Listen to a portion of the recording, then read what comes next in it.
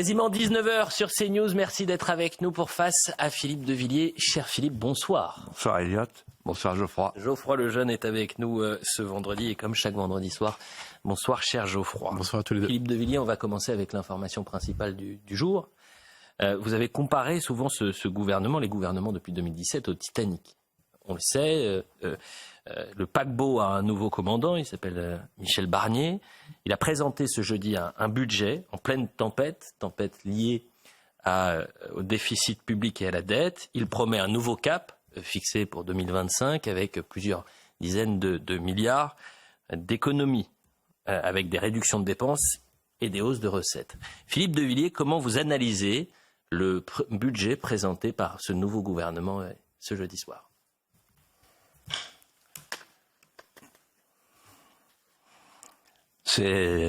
On est peut-être à la veille d'une affaire d'État. Vous savez, moi je suis un chien d'avalanche. Je sens ça parce que il y a quelque chose qui flotte dans l'air du temps, que je vais peut-être vous apprendre, c'est qu'en fait, il y a eu, au sein des gouvernements précédents, des administrations précédentes, des notes qui ont circulé avec des chiffres qui ont été dissimulés. Il y a des déficits qui ont été cachés à ceux-là même qui auraient dû les traiter. Et pourquoi je vous parle de ça ? Parce que, d'après les informations, grâce à des informateurs bien informés qui sont dans l'appareil d'État, quand on est vieux, on a des vieux amis, par-delà les clivages, qui vous renseignent. Et d'après ce qu'on m'a dit, en fait, le pouvoir en place a mis les coudes sur les dossiers, sur les notes, en disant « pas touche ». Il y a les élections européennes et il y a les élections législatives. Si l'hypothèse que j'émets, qui est une pure hypothèse, hein, tout le monde peut se tromper, y compris les chiens d'avalanche, et si l'hypothèse que j'émets est vraie, alors je prédis à la commission parlementaire qui a été demandée par Éric Ciotti, demande judicieuse, va prospérer. Ça, c'est le premier point. Parce que ça porte un nom en droit public, c'est la forfaiture. Il y a un petit SMS de Bruno Le Maire qui répond à France 2, à des journalistes de France 2, et qui dit « La vérité éclatera un jour ». C'est sibyllin. Bon, n'insistons pas. Alors maintenant, sur le fond, pour répondre à votre question. D'abord, on a ce que la presse a appelé ce matin un choc fiscal. Hier soir, j'étais l'invité d'honneur du 20e anniversaire de l'IFP, qui est une institution d'enseignement supérieur absolument remarquable. Et j'étais avec un ami qui est son directeur, Alexandre Peset. Il y avait 250 personnes, des gens de conséquence. Et j'ai parlé avec beaucoup d'entre eux, et tous me disaient, en reprenant le slogan de la gauche en 1986, que j'ai bien connu, « Au secours, la droite revient ». Alors, il y en a 1, 2, 3, 4 qui ont dit ça, et je me suis dit, mais pourquoi ils disent ça ? « Au secours, la droite revient ». C'était la gauche qui disait ça. Et elle pensait à des mesures que Pasqua allait prendre pour la sécurité, etc. Mais là, en fait, il disait « Au secours, la droite revient », les impôts arrivent. En fait, c'est extraordinaire ce qui s'est passé. Il y a eu 3 séquences. Je vous les rappelle, ainsi que nos amis qui nous regardent. Première séquence, moi vivant, le drapeau du FLN ne flottera jamais sur Alger. Bon, on la connaît. Nous, la droite, jamais on augmentera les impôts. Ça, c'est la gauche qui fait ça. Pas nous, pas la droite. Ça, c'est la première séquence, c'est avant d'arriver au pouvoir. Juste après les élections législatives. Si jamais on arrive au pouvoir, si jamais on est nommé, jamais d'impôts. La dépense, on tranchera dans le vif. Deuxième séquence, bon, on ne peut pas faire autrement, mais ce sera les ultra-riches. On part avec la poêle à frire et on détecte les ultra-riches. Comme il y a l'ultra-droite, la fameuse ultra-droite avec gros lardons, vous vous souvenez. Et donc là, on cherche les gros lardons milliardaires. Donc ça rassure les gens, parce que tout le monde se dit, c'est pas moi, c'est mon voisin, tant pis pour lui, et c'est bien fait pour lui. Bon. Et puis la troisième séquence, on y est. Il y en a pour tout le monde. Donc facture d'électricité, facture de gaz, toutes les niches fiscales, etc., indexation des retraites et tout. Il y en a pour tout le monde. En d'autres termes, quelle est la différence entre la droite et la gauche en matière d'impôts? Il n'y en a pas. Voilà. Alors, en fait, vous me direz, je précède une question des téléspectateurs. Ah oui, mais alors vous proposez quoi? Normalement, un gouvernement de droite, il ne touche pas aux impôts, puisque c'est les impôts les plus élevés de l'OCDE, de tous les pays du monde développé, et il attaque les dépenses. Mais il fait ce qu'on appelle des économies structurelles, et non pas conjoncturelles. Alors les économies structurelles, par exemple, il y a un magistrat éminent que vous connaissez probablement qui s'appelle Charles Prats qui avait calculé que l'immigration coûtait à peu près, en coûts directs et indirects, 50 milliards d'euros.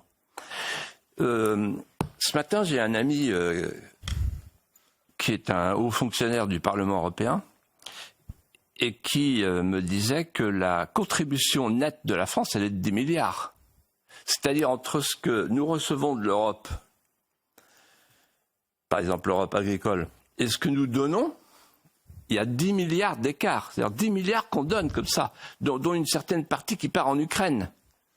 Là, j'ai lu tout à l'heure, avant d'arriver, que l'impératrice, la haute commissionnaire, Van der Leyen, a décidé d'apporter 35 milliards d'euros à l'Ukraine. Donc c'est pris dans notre poche, vous voyez. Et il y a 1200 agences en France, comme l'ARCOM, etc., des agences, des membres, ce qu'on appelait à Sciences Po les démembrements de l'administration. C'est-à-dire des petites puissances publiques, des petits États dans l'État. Là, il y a des économies à faire. Aucune économie de ce type n'a été faite. Et en fait, alors vous avez dit, pour commencer, vous nous parliez du Titanic. C'est vrai que c'est une expression que vous employez régulièrement. Oui, parce que je suis pas le seul. Tout le monde a l'image du bateau qui coule. Et puis de l'orchestre, avec le Mozart de la finance qui chante, qui fait chanter « Ce n'est qu'un au revoir mes frères », vous connaissez, voilà. Et là, en fait, tout à l'heure, il y avait la représentante de syndicat de police, avec Thierry Cabannes, et qui parlait du ministre de l'Intérieur. Alors Thierry Cabannes lui dit, vous êtes content du ministre de l'Intérieur? Il dit, ah oui, c'est un bon capitaine. Et en fait, je me disais, en l'écoutant, moi qui ai été son colonel, je peux confirmer que le ministre de l'Intérieur est un bon capitaine. Il tient d'une main ferme le gouvernail du radeau de la Méduse. Il commence déjà à se mordre au mollet. Attal est mordu au mollet par Barnier. Wauquiez, mort au mollet Attal. Les premières scènes d'anthropophagie sont pour la semaine prochaine. Le radeau de la Méduse. Et on en reparlera, je l'imagine, la semaine prochaine, évidemment. Philippe de Villiers, parlons de l'école à quelques jours des commémorations de l'attentat terroriste islamiste d'Arras et le meurtre de Dominique Bernard. Les professeurs restent des cibles. Et la laïcité est contestée au sein des établissements. Nouvel exemple de ces contestations de la laïcité, cette semaine à Tourcoing, une professeure a été agressée. Elle a eu le malheur de demander à une élève de retirer son voile. Ce que je vous propose, c'est qu'on écoute l'avocat de la professeure en question, maître Éric Catelin.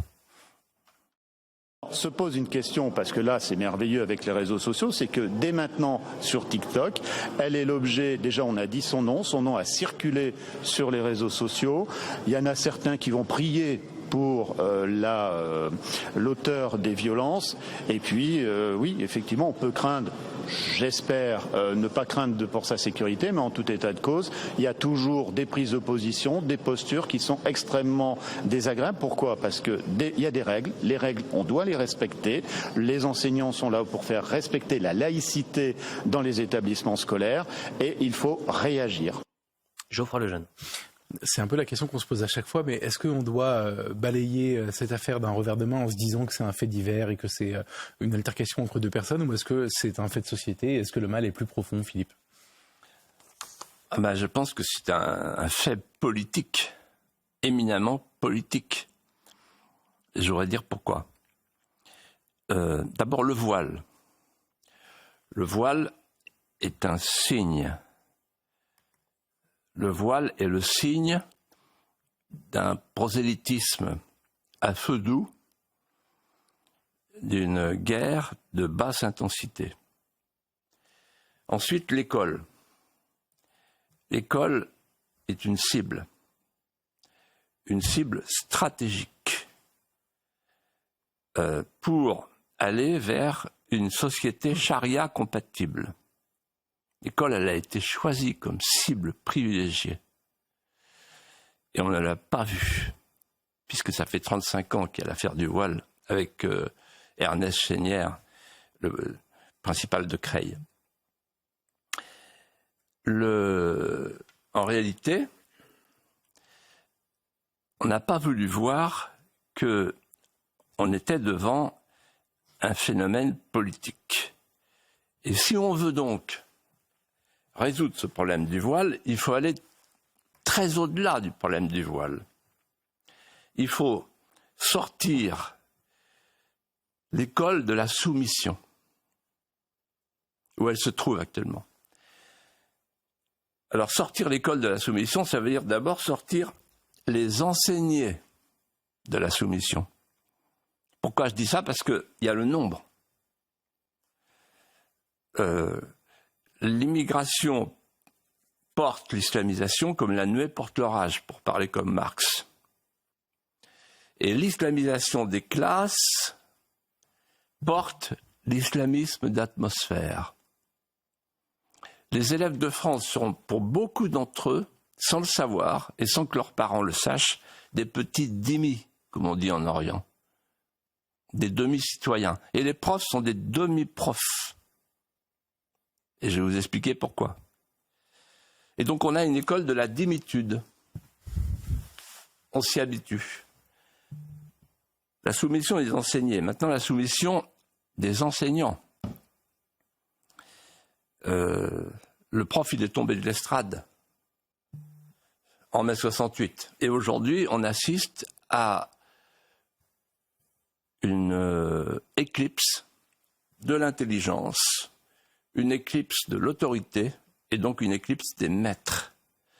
On a changé de monde, si vous voulez. Quand nous, on était à l'école, toute génération confondue, le prof, il avait peur de perdre sa classe, selon l'expression. Maintenant, il a peur de perdre la vie. C'est-à-dire qu'il arrive le matin en se disant toute la nuit, j'ai fait tourner dans ma tête le fameux avertissement, on va te faire une Samuel Paty. Et donc, prudence. Et maintenant, c'est ajouté le syndrome Maurice Ravel, c'est-à-dire je préfère fuir plutôt que mourir. Mais l'essentiel n'est pas là. Il faut sortir l'enseignement de la soumission, car l'enseignement est soumis.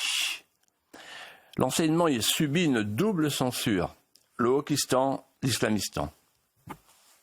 C'est-à-dire qu'on ne peut plus dire grand-chose, notamment sur la France, notamment sur l'histoire. Donc la semaine dernière, il a fallu faire attention, Madame Genetet, sur l'affaire du 7 octobre, pas de commémoration, et vous allez voir que la semaine prochaine, on va mettre la pédale douce. Donc en réalité, il y a un problème de transmission. On n'ose plus transmettre ce qui prépare les élèves à aimer la France. On n'ose plus transmettre l'art d'aimer la France. Mais ça va plus loin. Dans la plupart des écoles, alors qu'on a récusé le principe de l'assimilation en France, qui est dans le Code civil, eh bien, on a une assimilation à l'envers. Et face à cela, le président de la République a nommé comme ministre de l'Éducation, je dois avoir une pensée pour elle, parce que c'est pas facile pour elle ce qui se passe. Elle arrive de Singapour. Et son métier à Singapour, je ne sais pas si vous êtes au courant, elle donne des cours de cuisine à des helpers, on dit. Je parle comme la Macronie, à des domestiques asiatiques. Donc c'est une spécialiste des grumeaux sur la purée. Ça va probablement lui servir. C'est vraiment la personne qu'il nous fallait pour résoudre ce problème. Les helpers, les cours de cuisine. Elle va découvrir la cuisine politique. Madame Genetet. Philippe de Villiers. Alors, pardon, j'ajoute, parce que je l'ai regardé à la télévision, elle lisait son papier, alors elle avait deux mots-clés, les deux mots, les remparts. Premier rempart, la laïcité. Deuxième rempart, la République. La laïcité. Qu'est-ce que ça veut dire la laïcité? Ça veut dire la neutralité. Mais face à des gens qui ont la foi, vous ne pouvez arrêter une lame de feu qu'avec une lame de feu. Vous n'arrêtez pas une lame de feu, l'islam conquérant, avec la laïcité. C'est-à-dire le fait de ne surtout pas croire en Dieu, le fait de surtout avoir aucune référence. L'athéisme d'État, c'est pas avec l'athéisme d'État, on n'est plus du temps d'Aristide Briand. Vous comprenez, l'anticléricalisme et l'antichristianisme, c'était un luxe du temps d'Aristide Briand. Alors la République, ils l'ont liquidée à Maastricht, et maintenant ils vont la rechercher pour défendre l'école. Non, en fait, le seul rempart, mais personne n'ose le dire, J'ai pas entendu une seule personne dire ce que je vais dire maintenant. Il n'y a qu'un rempart, les amis, la France. Et il n'y a qu'une manière d'enseigner la France.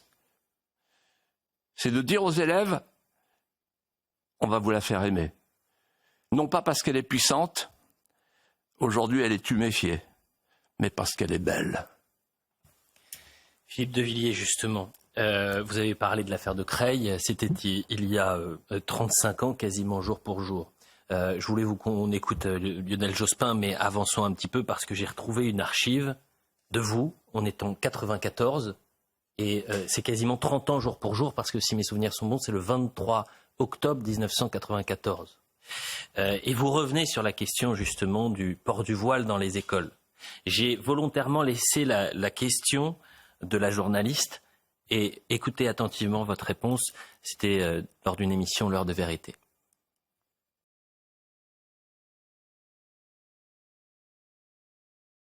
On refuse une société multiculturelle en France. Et c'est ça, c'était en 1994. On remonte un tout petit peu le fil. Oui, mais vous avez vu, il y a une chose importante là, à laquelle on vient d'assister.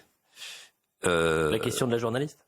C'est Christine Claire, qui n'est pas une journaliste de gauche, mais malgré tout, elle dit « Oh là là, une société chrétienne, oh là là, etc. En d'autres termes, à force de renier depuis des années, depuis presque 2 siècles maintenant, ce qu'on appelle la matrice chrétienne, on s'en est débarrassé et maintenant nous sommes des orphelins et on pèse pas lourd face à l'islam. 1989 à présent, Lionel Jospin, qui était à l'époque ministre de l'Éducation nationale et qui revient sur l'affaire du voile à craie. Alors, Lionel Jospin, ce sont des affaires difficiles parce que les avis divergent et d'ailleurs pas en fonction forcément des clivages politiques. Alors, quelle est la position du ministre de l'Éducation sur une affaire comme celle-ci ? D'abord, je voudrais quand même dire que ces affaires sont limitées. C'est-à-dire que de nombreux enfants d'immigrés ou d'origine, par ailleurs, confessionnelle différente, sont accueillis par les écoles, et notamment par l'école publique, sans problème. Et j'ai envie d'ajouter une deuxième chose. Je ne suis pas sûr, on a posé des questions de principe, c'est sûrement utile, mais je ne suis pas sûr qu'on ait intérêt à braquer les médias à chaque fois qu'il y a une petite fille qui va avec un foulard sur la tête dans une école. J'ai l'impression qu'il faut traiter ces problèmes avec calme et avec discrétion. Si à chaque fois on en fait une affaire nationale, on ne nous aidera peut-être pas à les résoudre. L'école, en France, doit accueillir tous les enfants. Bien. L'école ne doit pas être un lieu de refus ou d'exclusion. Et, à mon avis, le fait qu'un enfant arrive avec un foulard ne doit pas être un motif pour l'exclure ou pour ne pas l'accepter à l'école. Geoffroy Lejeune. Alors, l'archive est très éloquente. Est-ce que, selon vous, 1989, cette affaire de Creil, c'est le moment où tout bascule ? Oui. Il se trouve que j'ai très bien connu Ernest Chénière, qui était un bon ami, le principal, voilà, qui est ensuite devenu député du RPR, on a siégé ensemble. Et lui, il me disait la chose suivante, écoutez-moi bien, ce qu'ils sont en train de nous proposer, Jospin et les autres, sous la férule de François Mitterrand, c'est l'idée d'une société inclusive. Et il a utilisé l'expression, je me souviens très bien, ça m'avait frappé, l'école inclusive. Et donc en fait, Lionel Jospin, il pose, par sa prise de position, la question qui se pose depuis tant d'années. Est-ce qu'on fait une société inclusive qui consiste à dire « venez comme vous êtes », le droit à la différence, c'était la grande expression de Lionel Jospin. Société inclusive, c'est-à-dire qu'on inclut des groupes, des communautés. Donc en fait, la société inclusive, elle ouvre sur le communautarisme. Ou est-ce qu'on fait une société de l'assimilation, là encore, c'est-à-dire du creuset français. S'assimiler, ça veut dire quand on est un Français de l'extérieur, qu'on arrive chez nous, on exprime le désir de devenir Français. Et c'est à ça que sert l'école, à faire des petits Français. Et donc le choix qui est fait à ce moment-là, et on est parvenu dessus, c'est l'école inclusive. On est dans l'école inclusive, le droit à la différence, ce que Mathieu Bocoté appelle avec talent le laboratoire planétaire du paradis diversitaire. Il y a des fois, je cite des gens qui sont morts, et là, je cite quelqu'un qui est bien vivant. Vous souriez parce que vous dites que je suis capable d'inventer la citation. Mais non, pas du tout. Non, parce que je la connais et elle est très bonne. Elle est magnifique. Mais tout est dit. Ouais. La publicité, on revient dans un instant, Philippe de Villiers. On a encore énormément de choses à traiter ensemble. À tout de suite. Plus de 19h30 sur CNews pour la suite de Face à Philippe de Villiers, toujours avec Philippe bien sûr et Geoffroy Lejeune. Dans un instant, on va parler du roman national. En parlant d'essais, de livres, je rappelle que le 30 octobre prochain sortira Mémoricide, notre prochain livre, Philippe de Villiers. Je constate qu'autour de ce plateau, certains l'ont en avance et d'autres ne l'ont pas. Je ne dirai pas qui l'a reçu il y a quelques instants et qui ne l'a toujours pas reçu. Je laisse les téléspectateurs, nos amis, maîtres de cette situation. Philippe de Villiers, vous souhaitez revenir sur une série diffusée sur le service public qui est intimement liée à l'histoire de France, lancée cette semaine, qui se nomme Notre Histoire de France. Un programme qui entend ouvertement revisiter les grands personnages qui ont fait la France. Et voilà ce que dit le directeur des magazines de France Télévisions.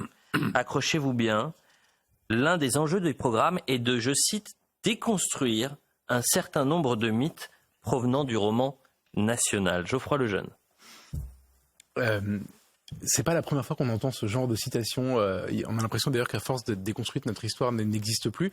Est-ce que vous pensez, Philippe, qu'on peut la réécrire, cette histoire de France et est-ce que vous pouvez nous rappeler, nous dire ce que, selon vous, est le roman national?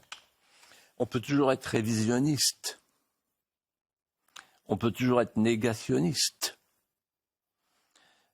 On peut toujours jouer les forissons du pauvre face à l'histoire, face au réel. Et ça ne dure qu'un temps. Vous savez, en vous écoutant, je pensais à une conversation que j'ai eue avec mon ami Michel Onfray,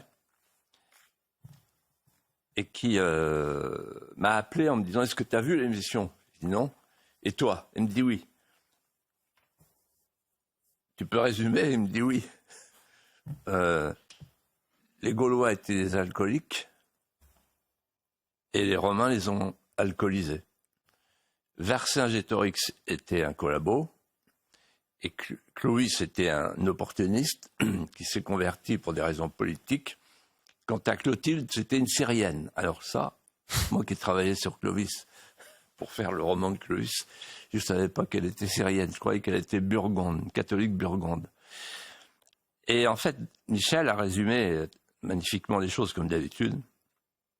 Il n'y a pas de grandeur, il n'y a que des intérêts, il n'y a pas d'envergure, il n'y a pas d'étoffe. Or, si on veut faire aimer l'histoire, il faut la coller au légendaire. Sinon, elle n'a pas de relief. Elle n'a pas de cœur. Elle ne transmet pas d'émotion. Et en fait, vous parlez du roman national tous les deux. Et en fait, il faut savoir que le roman national est né d'une défaite, d'un traumatisme. Sedan, la défaite de Sedan en 1870. Et là, c'est la panique dans les rangs de tous les républicains. Ils se disent, voilà, on commence à comprendre que l'évangile des droits de l'homme ne suffira pas à étancher la soif des mémoires en manque, des âmes appelantes, palpitantes. Il n'y a plus le ciment onctueux du Saint-Crème qui servait de fédérateur. Et donc, il faut chercher des nouvelles huiles laïques pour remplacer le Saint-Crème disparu. Et on cherche une figure métaphorique d'une France à aimer, à célébrer, qui soit un fédérateur de substitution. Et c'est là que paraît celui qu'on va appeler l'instituteur national, Ernest Lavis. Personnage extraordinaire qui dit l'ancienne unité est morte, il est urgent d'en trouver une nouvelle. La quête vitale, haletante des exaltations manquantes va pousser les historiens républicains, Quicherat, Michelet, Anatole France, à inventer une mise en image allégorique pour déposer dans le cœur de chaque petit Français, dans le sillage de chaque petit Français, un peu de nos tendresses enfouies. Et si je parle de ça, c'est parce que moi j'appartiens à la dernière génération du roman national. Mai 68, le roman national reçoit un cocktail Molotov tiré depuis la Sorbonne à partir du graffiti, le cours camarade, le vieux monde est derrière toi. Le vieux monde, c'est nous, c'est le roman national. C'est fini. C'est fini l'épopée. L'histoire est livrée aux sciences sociales jargonnantes et mortifères. Les historiens deviennent des médecins légistes, il n'y a plus de chronologie. Et les médecins légistes en question ouvre la voie à la mémoire pénitentielle. Il y a désormais une histoire haram et une histoire halal. On revient à l'école. Et la question se pose, surtout depuis le collège unique de Giscard en 1974, qui fait de l'histoire une discipline d'éveil, la question se pose, est-ce qu'un peuple peut vivre longtemps sans mémoire, sans souvenir, sans héritage, alors que une nation, c'est un lien. Une nation, c'est un lien. Est-ce qu'un peuple peut vivre quand il a perdu l'amour? Un peuple, c'est un peuple amoureux. Et l'ablation de l'histoire de France est un crime odieux de la part de tous les politiciens. Et donc l'urgence des urgences, ce serait aujourd'hui de réinventer le roman national. Parce que le premier droit d'un vieux peuple, c'est le droit à la continuité historique. C'est-à-dire le droit d'aller chercher dans les siècles passés nos mélodies manquantes. Philippe de Villiers, j'ai reçu un message d'une téléspectatrice avertie qui regarde chaque vendredi notre émission et votre émission et qui elle disait que vous aviez une parfaite analyse du roman national. Et en revanche, elle disait que Clotilde était bien burgonde dans l'épisode et on salue nos amis de France Télévisions. Ah bon, oui. Voilà, c'est un petit détail. Je ferme la parenthèse. Parlons de la famille et de la natalité, Philippe de Villiers. Vous l'aviez abordé très rapidement la semaine dernière, la question de la famille est un sujet tabou. Alors qu'aux États-Unis, par exemple, une partie de la campagne est en train de se jouer sur une politique publique de natalité, sur la question de la famille. Et en Italie également, le gouvernement Meloni veut relancer la natalité en baissant les impôts des familles. Geoffroy Lejeune. Mais même en France d'ailleurs, Emmanuel Macron lui-même en a parlé il y a quelques mois. Pourquoi selon vous, Philippe, c'est urgent aujourd'hui, il est urgent de remettre cette question de la natalité et de la famille au cœur du débat public? Oui, Emmanuel Macron, il avait parlé du réarmement démographique. C'est ça, exactement. Ouais. Oui, c'est une expression assez curieuse. Bon. Alors, la famille, c'était un mot tabou, là. Là, je franchis le Rubicon, là. La famille. Alors, allons-y. La famille, on s'en prend à la famille, enfin, toute l'intellocratie française s'en prend à la famille depuis longtemps. Vous vous souvenez d'André Gide, « Famille, je vous hais ». Et je me souviens d'une phrase de Hervé Bazin qui disait « Où est-on mieux que dans la famille ?» Réponse « Partout ailleurs ». Donc le travail de ça a commencé depuis longtemps. Aujourd'hui, nous sommes entrés dans l'hiver démographique qu'on pourrait même appeler l'ère glaciaire démographique, quand on voit les chiffres, d'un effondrement de la natalité. Et on est passé du baby-boom au baby-crash. Et celui qui s'est enorgueilli d'avoir cassé le moule, d'avoir donné un coup fatal à la famille et à la natalité, c'est François Hollande, avec la fin de l'universalité des allocations familiales.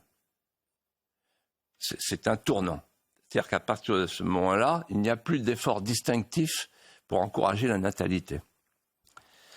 Mais il y a une deuxième chose qu'il faut dire, c'est que la définition même de la famille a été troublée.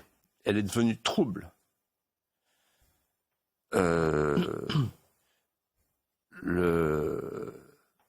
On est entré dans une période de rupture anthropologique, je devrais même dire d'hérésie anthropologique, avec l'obscurcissement de la vérité sur l'homme et la femme. alors même que la parentalité maternelle et paternelle a fait ses preuves. Et donc il faut revenir à une définition de la famille. Alors je vais oser une définition de la famille.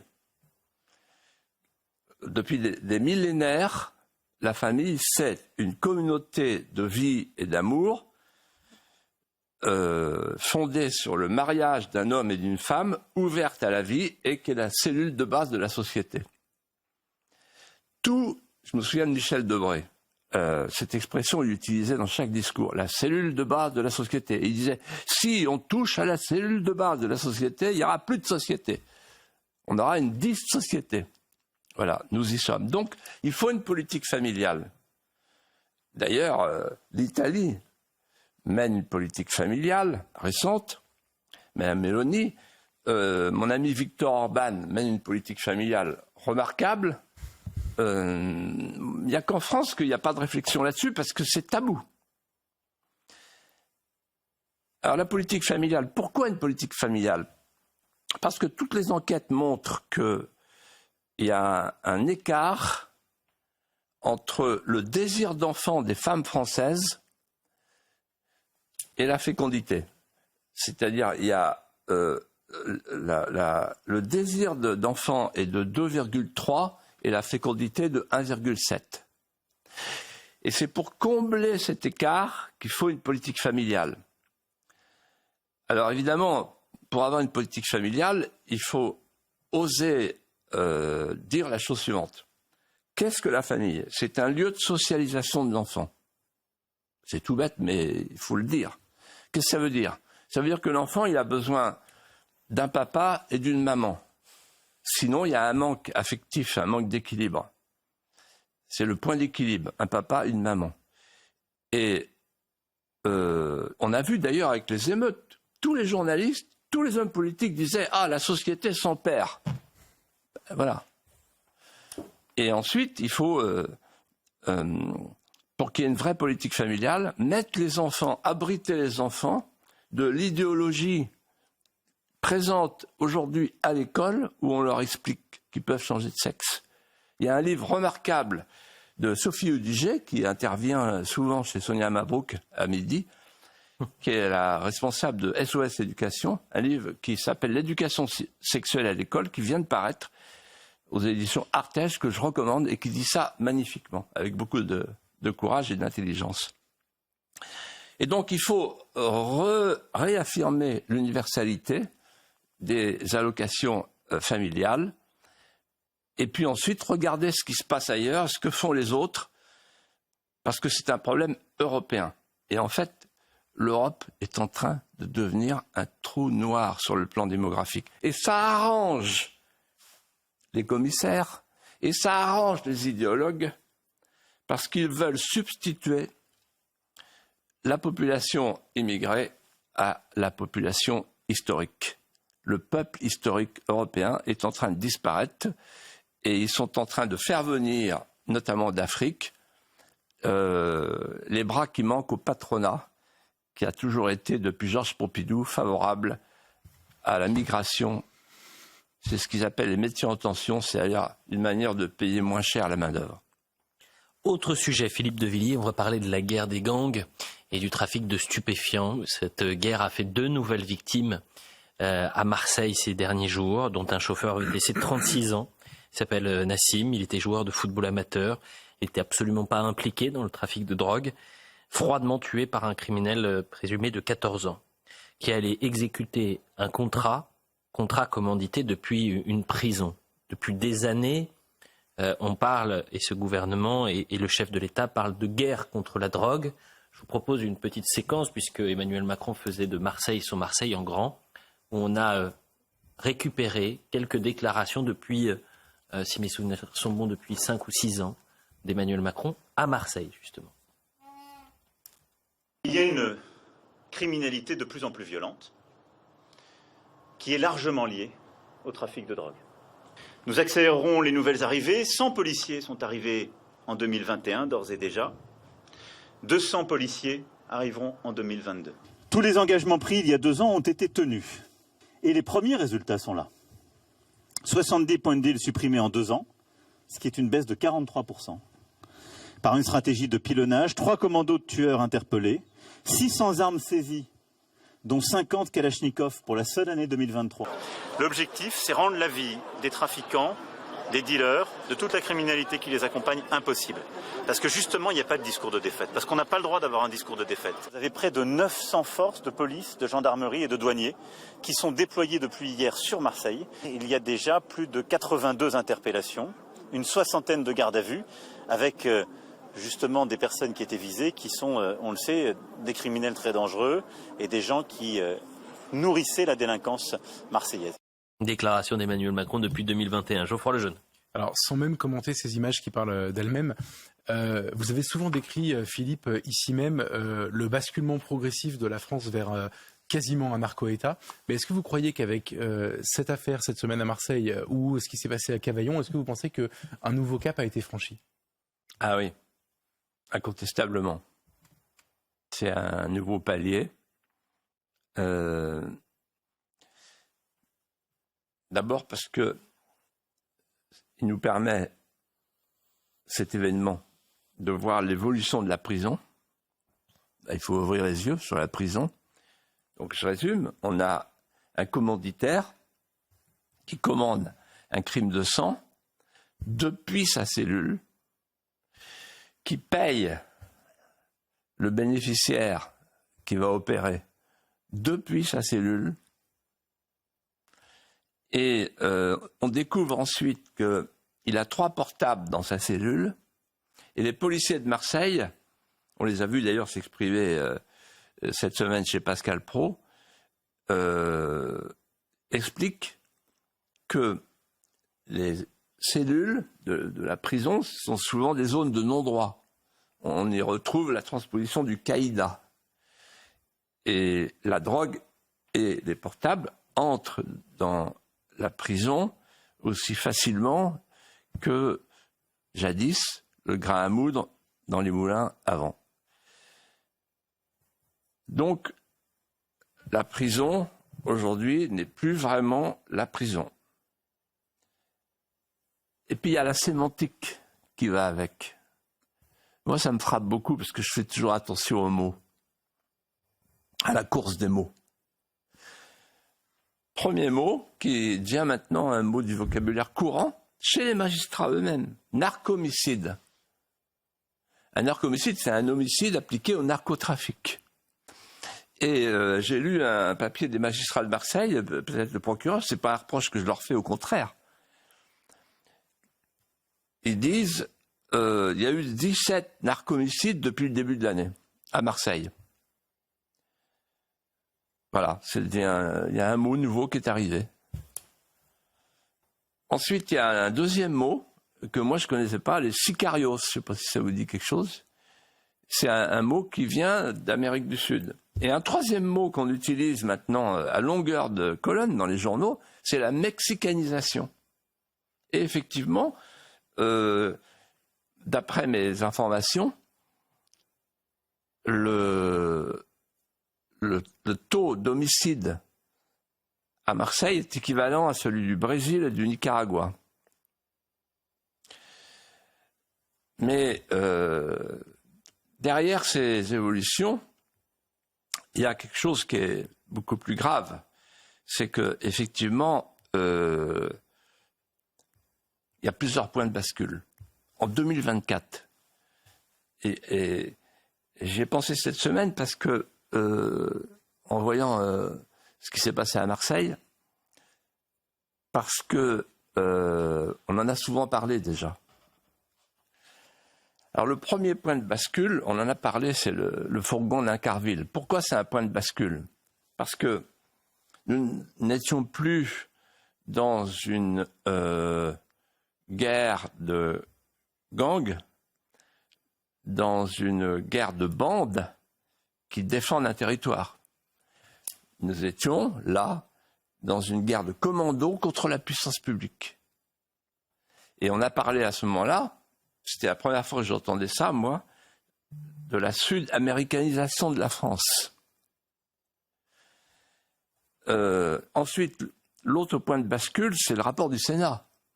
Il y a un rapport du Sénat qui dit, remarquable, qui dit « attention à la corruption ». Et qui rejoint ce qu'a dit un policier de Marseille il y a 2 jours. On est maintenant moins fort qu'eux. On a moins de moyens qu'eux. On est moins riche qu'eux. Ils sont plus forts que nous. Et donc, la tentation de la corruption, elle est là. Mais surtout, ce que dit ce rapport, c'est qu'ils ont développé un État parallèle qui a sa hiérarchie propre, qui a ses autorités propres, son organisation propre, son économie propre, sa société,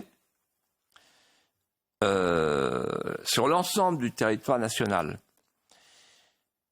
Et puis le 3e point de bascule, c'est le mot des magistrats, sous serment, qui disent non, c'est plus un fléau, c'est la guerre. Et ils disent on est peut-être en train de perdre la guerre. Le mot leur vient naturellement.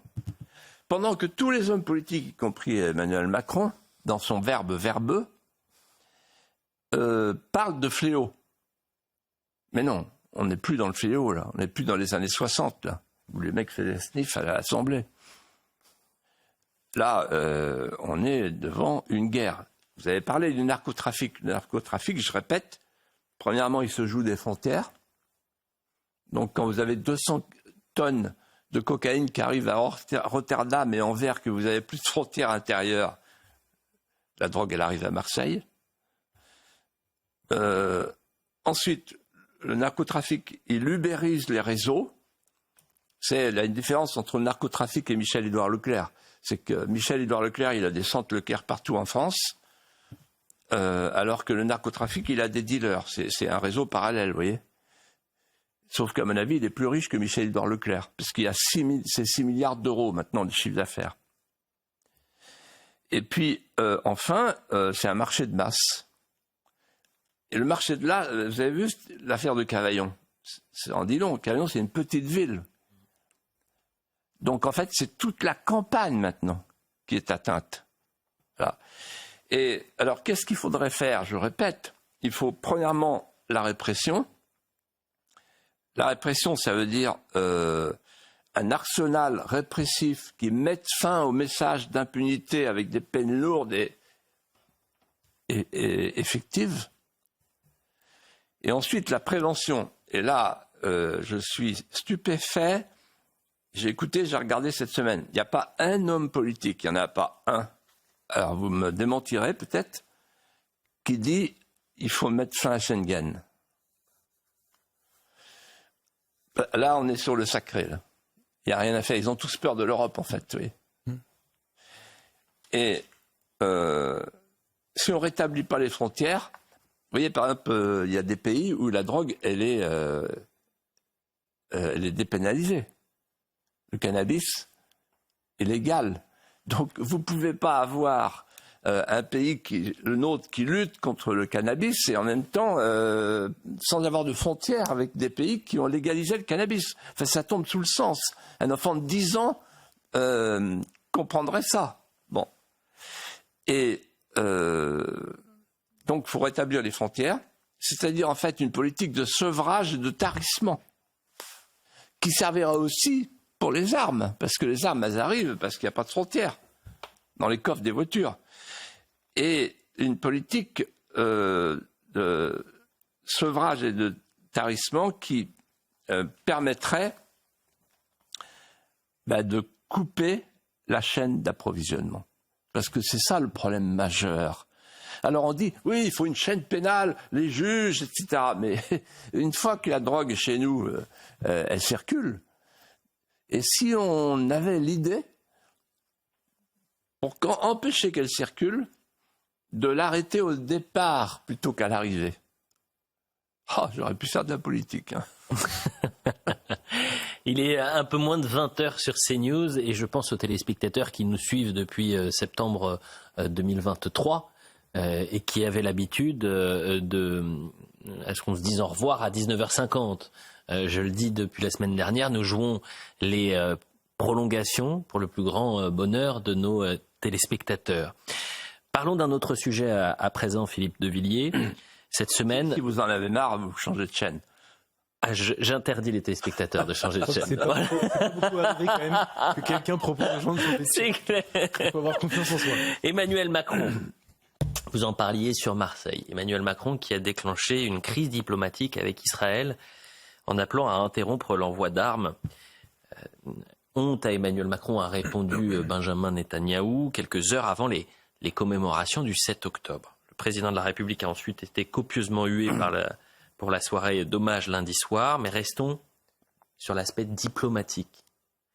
Alors je vous écoute le vendredi soir, Philippe de Villiers, mais désormais je vous lis également le mercredi pour le JD News. Et dans le JD News, vous avez écrit un éditorial dont l'intitulé est éloquent.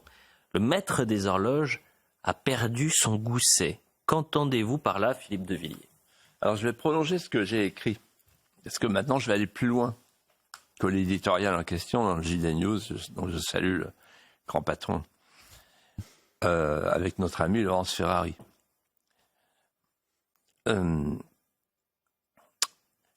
fait, le tic-tac du en même temps me fait penser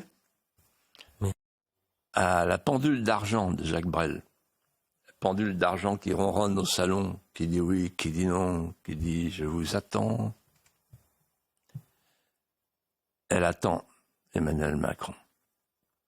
C'est une fin de règne.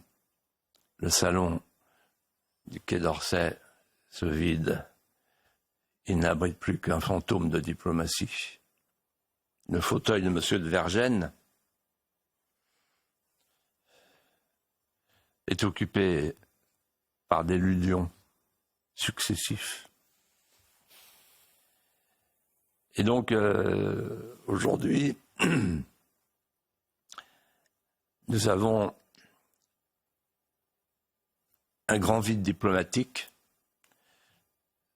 au cadran solaire de la mémoire longue. On se demande comment la France a pu faire pour bazarder en si peu de temps 1000 ans de savoir-faire diplomatique. Et dans la même semaine, on a eu un affolement des aiguilles. Écoutez bien, j'ai fait un rapprochement tout bête. En quelques jours, Emmanuel Macron exprime la volonté de suspendre les livraisons d'armes d'Israël contre l'Iran dans une guerre du djihad global qui nous concerne. Et en même temps, il envoie son ministre des Affaires européennes, qui était un féodé à Washington, M. Haddad. Il l'envoie voir le Scholz, l'Allemand, pour accélérer les livraisons d'armes, donc pour aller sur le territoire russe, prendre ce risque-là, qui était un risque thermonucléaire. Donc d'un côté, il ne dit pas de livraison d'armes pour Israël, dans une guerre qui nous concerne,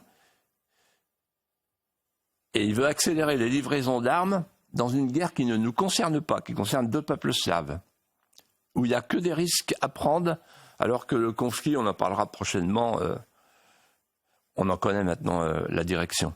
Il faut faire la paix. Et il vaut mieux que la France fasse la paix plutôt qu'elle soit à la remorque des autres, notamment la Turquie, qui se prépare comme puissance médiatrice. Mais en fait, en réfléchissant, je me suis dit, à partir de l'exemple d'Israël, je me suis dit, en fait, une diplomatie, vous n'avez pas de diplomatie quand vous êtes dans l'allégeance. Or, la diplomatie française, c'est une diplomatie de l'allégeance. La France est devenue un État vassal. Alors, je prends quelques exemples. Pour l'affaire du Proche-Orient, Emmanuel Macron, il surveille les banlieues et il dit « je ne peux pas bouger, et il ne faut pas que je bouge, donc il ne faut pas que j'aille à la manif contre l'antisémitisme, il ne faut pas qu'on livre des armes, parce qu'il surveille les banlieues.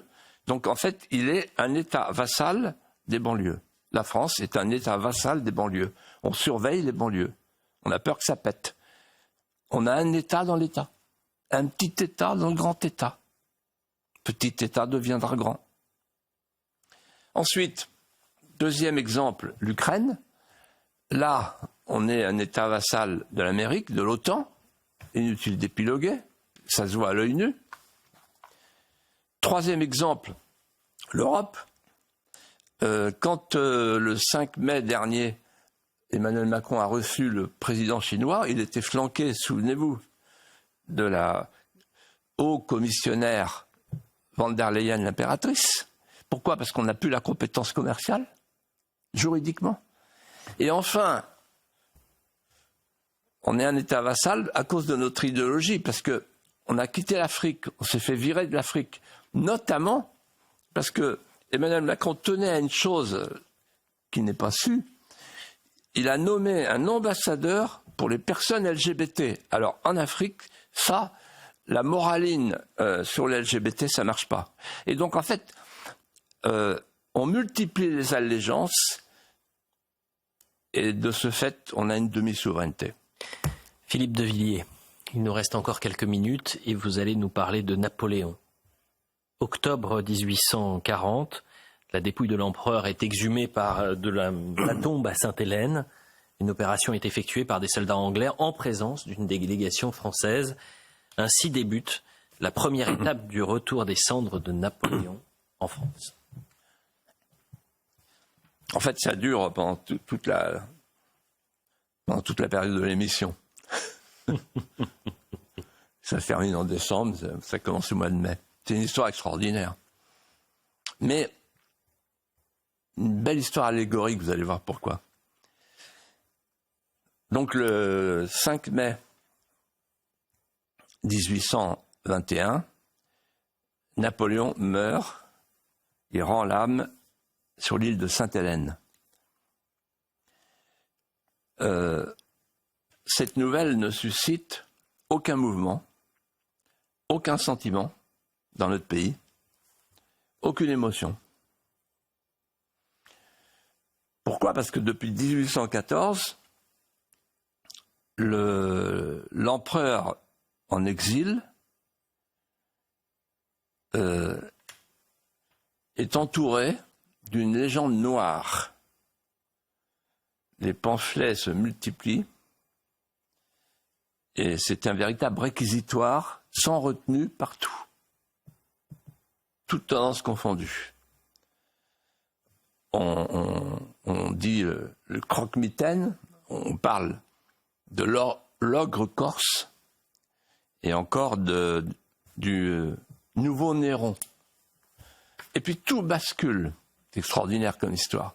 Tout bascule à cause d'un livre, à cause d'un journal tenu par un compagnon d'exil de Napoléon, qui était un ancien garde-marine voisin de lui de Charette, François Athanase Charette de la Contrie.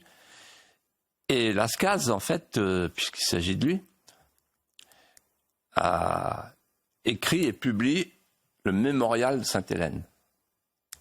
C'est dans ce mémorial que Napoléon dit « Quel roman est-ce donc que ma vie ?» Et là, la légende noire va devenir une légende dorée. On va oublier le despotisme et redécouvrir la gloire. On est dans le romantisme et donc on rêve à nouveau des chevauchées de Murat, du pont d'Arcole, des neiges de Moscou même, qui deviennent de belles neiges, et du soleil des pyramides qu'on n'oubliera jamais. Et donc le 7 juillet 1840, vous l'avez dit, la frégate La Belle Poule quitte la rade de Toulon, destination Sainte-Hélène. Et le 11 octobre 1840, c'est le retour des cendres, comme on dit, de Napoléon. C'est-à-dire qu'on exécute en fait le testament qui était le sien, qu'on va retrouver sur son tombeau. Il dit « Je veux être enterré près de la Seine, au milieu du peuple français. » Le char funèbre va traverser Paris, il passe sous l'Arc de Triomphe, il descend les Champs-Élysées, il traverse le pont de la Concorde, on entend battre les tambours lointains, au champ. C'est une montagne d'or qui se déplace, on la voit de loin. Le cercueil est soutenu sur des boucliers géants par 14 statues et un crêpe noir immense entoure le char qui est tiré par 14 chevaux empanachés de noir. Le char funèbre arrive aux Invalides à 2h de l'après-midi. La cérémonie religieuse se tient en présence de la famille royale, de tous les députés, de toutes les personnalités. On entend le requiem de Mozart. Le sarcophage sera en porphyre rouge. En fait, tout cela s'inscrit dans la belle ordonnance française de l'épaisseur du temps. Nous sommes là devant un geste de continuité glorieuse. Réfléchissons un instant. Louis XIV a décidé de dessiner un hospice palatial pour ses soldats estropiés. Napoléon accompagnera Turenne et Vauban, puis c'est le maréchal Foch qui fera son entrée aux Invalides, et donc les poilus se retrouvent aux côtés des régiments du royaume et de la Grande Armée. Eh bien moi je dis ceci, une nation qui est capable de dessiner, d'ériger des palais pour ses soldats, pour leur vieillesse, pour leur repos, est une nation qui a reçu non seulement la puissance du glaive, mais aussi le sceptre des arts. Eh bien, un grand merci Philippe de Villiers. Merci à vous pour cet hommage rendu et ce retour dans l'histoire à travers Napoléon. Ça va plaire à mon grand frère, ça, qui est fan de Napoléon. Je vais lui dire attentivement. Merci Geoffroy Lejeune. Merci à vous. Merci à vous. La semaine prochaine, on se retrouve. Je rappelle, le 30 octobre prochain, votre livre, Mémoricide. Je rappelle qu'autour de ce plateau, une personne l'a à disposition, une autre ne l'a pas. Allez, à la semaine prochaine et dans un instant, c'est l'heure des pros. Merci encore Philippe de Villiers.